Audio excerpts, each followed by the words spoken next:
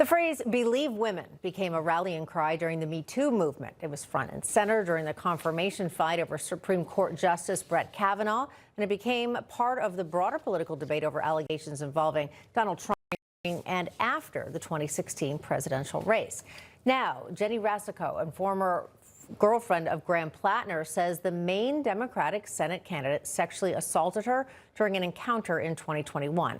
The allegation has left Democrats scrambling after many party leaders continued backing Platner despite several previous red flags. But Rasico is not coming out of the woodwork, and it would now, and it's not the first time we have heard from her. Last month, she was actually interviewed by the New York Times as part of a broader report examining Platner's past relationships. While she described the 2021 encounter, she did not publicly accuse Platner of a rape in that story or provide the level of detail she has now. The Times report also included allegations from Platner's former girlfriend, Lyndsey Fifield, a Republican strategist who accused Platner of abusive behavior during their relationship. But here's what fellow Democrats had to say about their support of Platner following that specific piece about Fifield.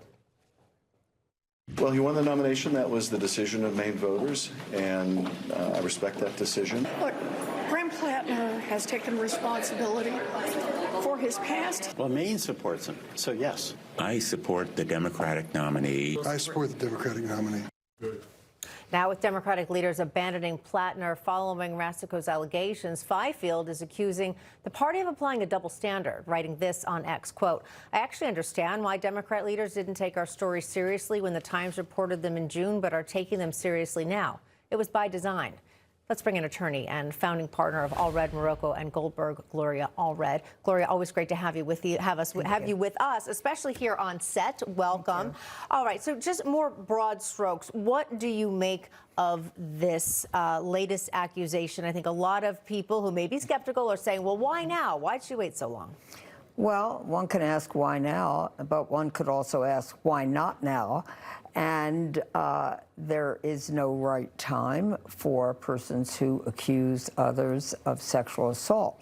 In the legal world, of course, there are statutes of limitations, which is an arbitrary time period set by law during which they may assert a legal claim.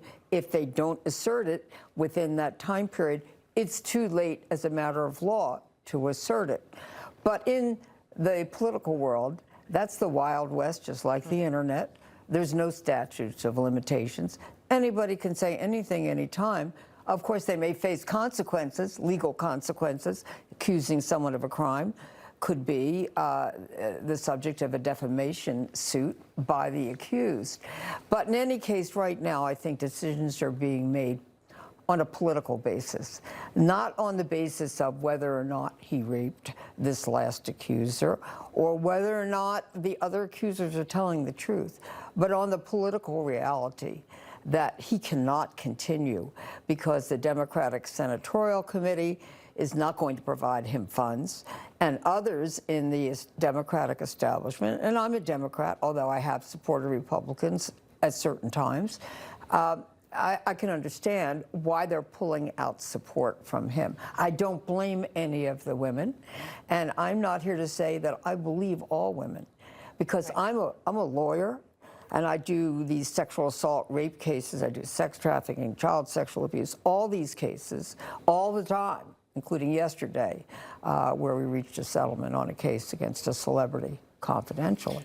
But having said that, the calculus is different in the political world. I see that many Republicans are just hanging back because the reason is, you know, in the political world, it is said, you know, when your enemy, when the opposing person is essentially committing suicide, don't get in the way. Right, just and that is exactly what's happening. Yeah. So someone else, part of the Democrat Party, that has been vocal about Graham Platner, Elizabeth Warren, senator. And yes. I want to bring up a clip that which she has said about him in the past here. And I said to myself, that's my kind of man. Because that is a man who not only has the values, but a man who believes in accountability. And Gloria, when you put together all the discrepancies that we knew about before, the major bombshell, right? The Nazi tattoo, the Lyndsey Fifield that has come out and gave her detail of things, past post on Reddit, racist remarks, things like that. Why wasn't there more of a knee-jerk reaction? Why did it have to wait to escalate to this level, do you think? Well, we always say the Democratic Party is a big tent, and the progressives have their reasons for what they decided to do. Apparently, they thought he had acknowledged that he'd made mistakes in the past. Of course, rape is more than a mistake. Rape is an intentional act, if that in fact occurred.